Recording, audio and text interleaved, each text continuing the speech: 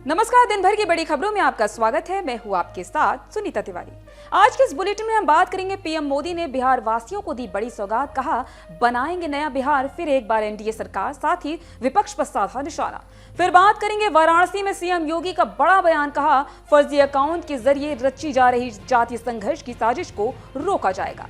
और बुलेटिन के आखिरी में बात होगी उत्तराखंड के मुख्यमंत्री पुष्कर सिंह धामी ने विजिलेंस को कार्रवाई की खुली छूट देकर भ्रष्टाचार पर किया प्रहार, बोले उत्तराखंड में भ्रष्टाचारियों के बुरे दिन। लेकिन दिन भर की बड़ी खबरों से पहले एक नजर आज की सुर्खियों पर। बिहार के मोतिहारी में पीएम मोदी का हुआ road show, CM Nitish Kumar भी हुए शामिल।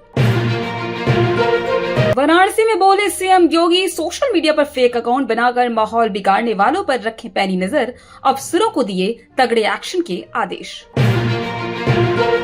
छत्तीसगढ़ के पूर्व सीएम भूपेश बघेल के घर ईडी की रेड, शराब घोटाला और महादेव मामले में छापेमारी। बघेल के बेटे चैतन्य को लिया हिरासत में, कोर्ट में किया गया पेश। महाराष्ट्र के सीएम देवेंद्र फडणवीस से मिले उद्धव ठाकरे, दावा नेता विपक्ष पर चर्चा की। एक दिन पहले महाराष्ट्र सीएम ने कहा था चाहे तो हमारे साथ आ जाएं। भारत की बड़ी कूटनीतिक जीत, पाकिस्तान समर्थित टीआरएफ को अमेरिका ने घोषित किया आतंकी संगठन। दिल्ली में 20 स्कूलों को बम से उड़ाने की मिली धमकी, लिखा पेरेंट्स जब अपने बच्चों के कटे फटे शव देखेंगे तो मुझे खुशी होगी। अंतरिक्ष से लौटकर शुभांशु शुक्ला चलना सीख रहे, लिखा सीधा चलना मुश्किल, संतुलन बिगड़ जाता है, इन सब से मानसिक तनाव भी होता है। टीएमसी की शहीद दिवस रैली पर विवाद, कलकत्ता हाईकोर्ट पहुंचा मामला, कमिश्नर को हलफनामा दाखिल करने का दिया गया निर्देश। उत्तर प्रदेश के डिप्टी सीएम केशव प्रसाद मौर्य ने लालू प्रसाद यादव पे कसा तंज, बोले लालू की राजनीतिक यात्रा चारे से शुरू होकर जमीन पर अटकी। दिल्ली के शिक्षा मंत्री आशीष सूद ने आपकी सरकार पर लगाए गंभीर आरोप, कहा आप नेताओं ने 3 गुना महंगे मोबाइल खरीदी और पेमेंट के लिए सरकार पर दबाव डाला। सीएम केजरीवाल के फोन की खरीद के लिए निर्धारित सीमा से अधिक राशि खर्च की गई। ये तो थी सुर्खियां, विस्तार से बात करते हैं दिन भर की बड़ी खबरों की। पीएम मोदी आज बिहार के मोतिहारी जिले में दौरे पे आए हुए थे। यहाँ मोतिहारी में उन्होंने एक जनसभा को संबोधित किया। उन्होंने बिहार को कई सौगातें भी दी। बिहार चुनाव से पहले पीएम मोदी का दौरा अहम माना जा रहा है। पीएम मोदी ने भोजपुरी में संबोधन को शुरू करते हुए कहा, सावन की पवित्र माह में हम बाबा सोमेश्वर नाथ के चरण में प्रणाम करत बानी। या उनका यह अहम आशीर्वाद है कि मांगतनी की संपूर्ण बिहार वासियों के जीवन में सुख शुभ होवे।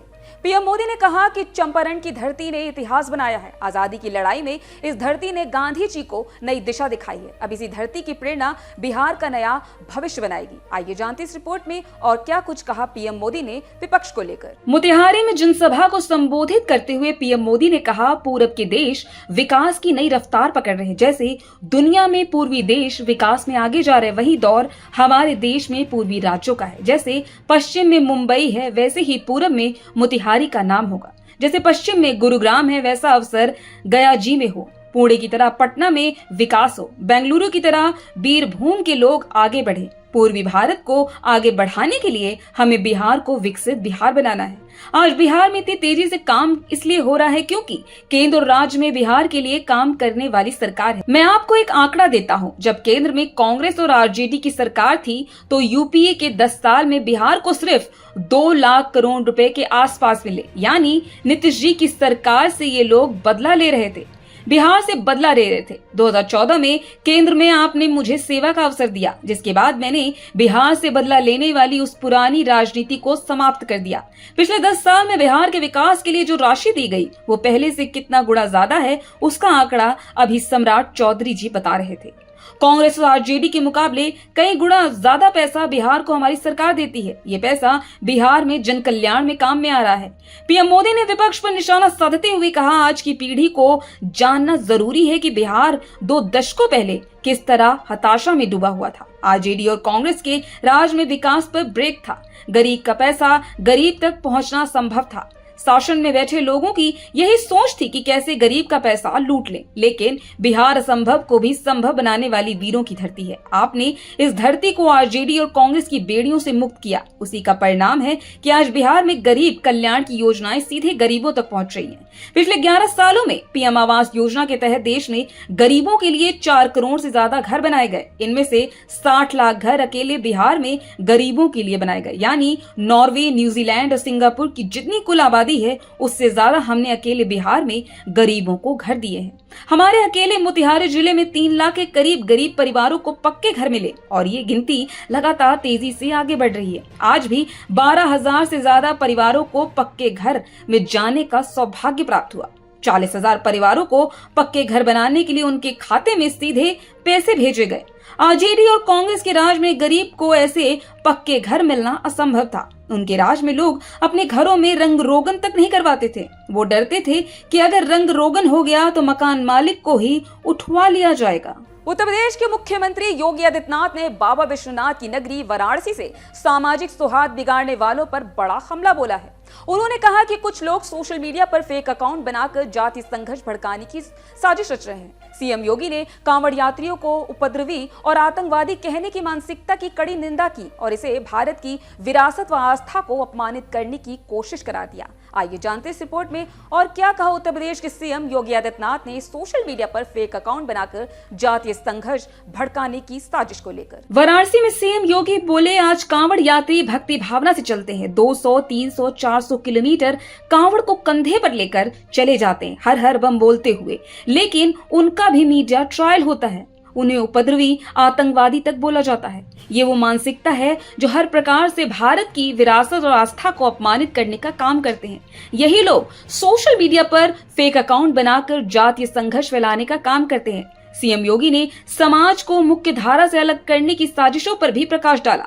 सीएम ने कहा, हमारी चुनौती ऐसी ही कि कुछ लोग समाज के बीच लोगों को मुख्य धारा से अलग करने का काम करते हैं। उन्होंने एक पुरानी घटना का जिक्र करते हुए बताया, 2-3 साल पहले एक आगजनी की घटना में एक व्यक्ति भगवा गमछा ओढ़े था। बीच में उसके मुंह से निकला, या अल्लाह। ऐसे लोगों को चिन्हित करने की आवश्यकता है। सीएम योगी ने मुहर्रम के दौरान ताजिया जुलूस ने उत्पात की कोशिशों का भी जिक्र किया। उन्होंने कहा, सावन का महीना चल रहा है, इससे पहले मुहर्रम था। हमने नियम बना दिए थे कि ताजिए की लंबाई सीमित रखें, इससे बिजली और पेड़ की टहनियों को नुकसान पहुंचता है। जौनपुर में एक घटना हुई, ताजिया को इतना ऊंचा किया गया कि हाई टेंशन लाइन की चपेट में आ गए, 3 लोग मारे गए, बाद में उपद्रव तक हो गया। तो मैंने कहा, लाठी मारो इनको, ये लातों के भूत हैं, बातों से नहीं मानेंगे। इसका किसी ने विरोध नहीं किया।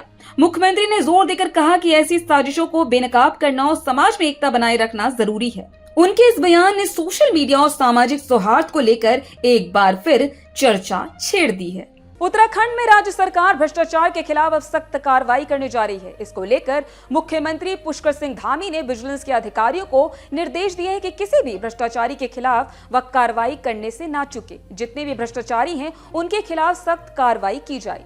आइए जानते इस रिपोर्ट में क्या कुछ है इस पूरी खबर में। बता दें कि बीते 4 साल में उत्तराखंड में भ्रष्टाचार के मामलों में आरोपियों की गिरफ्तारियां बढ़ी है। विजिलेंस ने कुल मिलाकर 82 मामलों में कार्रवाई करते हुए 94 लोगों को गिरफ्तार किया। प्रदेश के मुख्यमंत्री पुष्कर सिंह धामी ने विजिलेंस को कार्रवाई की खुली छूट देकर भ्रष्टाचार पर प्रहार किया है। भ्रष्टाचार के मजबूत साक्ष्य के आधार पर विजिलेंस ने 71% मामलों में आरोपियों को कोर्ट से सजा दिलाने में कामयाबी हासिल की है। मुख्यमंत्री पुष्कर सिंह धामी का भ्रष्टाचार के खिलाफ जीरो टॉलरेंस पर सख्त रुख का असर विजिलेंस की कार्रवाई में दिखाई दे रहा है। बीते 4 साल में भ्रष्टाचार के मामले में आरोपियों की गिरफ्तारी बढ़ी है। विजिलेंस ने कुल 82 मामलों में कार्रवाई कर 94 को गिरफ्तार किया है। इसमें 13 राजपत्रित अधिकारी शामिल हैं। 4 साल में विजिलेंस के पास कुल 125 शिकायतें प्राप्त हुई। इसमें 18 में सामान्य जांच, 25 में खुली जांच व 82 मामले ट्रैप किए गए।